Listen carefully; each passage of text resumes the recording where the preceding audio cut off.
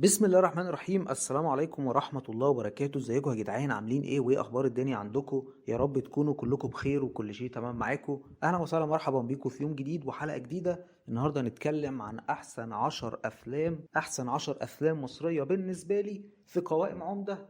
قائمة احسن 10 افلام مصرية بالنسبة لي، وده بالنسبة لي مش بالنسبة لك ولا بالنسبة لهم، هو بالنسبة لي أنا بس. النهارده هنتكلم عن أول فيلم، وهو فيلم الحريف من بطولة عادل إمام ومن إخراج محمد خان. خلي بالك إن الحلقة دي كلها ارتجالية بدون أي إعداد أو تحضير أو نص أو تجهيز، فلو عايزني بقى إن أنا أقعد أعمل إعداد وتأليف وكتابة، اخبط اللايك واعمل كومنت وشير الحلقة واشترك في القناة وفعل الجرس، عشان القناة دلوقتي مش بتدخل لنا فلوس. لو القناة دخلت لنا فلوس أوعدكم إن أنا هجتهد شوية في المحتوى وهبطل شغل الارتجال ده، وهعمل الارتجال ده لما يكون عندي معلومات اكتر واكتر او اكون مركز. نرجع من تاني لاول فيلم معانا النهارده، هو فيلم الحريف من بطولة الفنان عادل امام ومن اخراج محمد خان. الفيلم ده بيدور حوالين لاعب كرة سابق، لاعب شوارع بيحب الكرة جدا، وعنده مشاكل في حياته الاجتماعية وحياته الأسرية وحياته الشخصية. فيلم جامد، فيلم حلو، شفته لحد دلوقتي أكتر من 40 مرة وما زهقتش منه وما بزهقش منه. والفيلم التاني اللي معانا هو فيلم على جنب يا اسطى من بطولة أشرف عبد الباقي، الفنان الكبير أشرف عبد الباقي.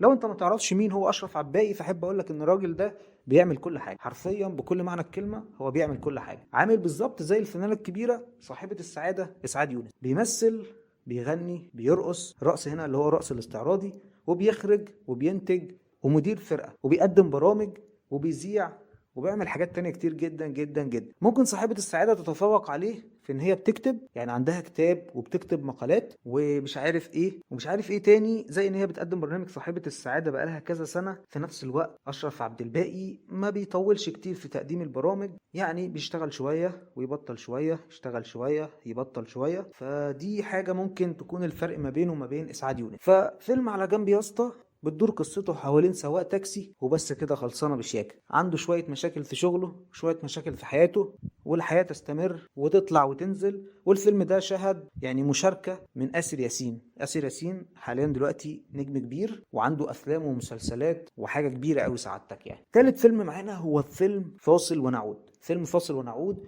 من بطولة كريم عبد العزيز مع محمد لطفي، والفيلم كله بتدور قصته حوالين واحد فقد الذاكرة وكان بيدور على ابنه، ومش عايزين نحرق لكم بقية الأحداث. رابع فيلم معانا النهاردة هو فيلم جامد جدا، جامد قوي لكن ما خدش حقه.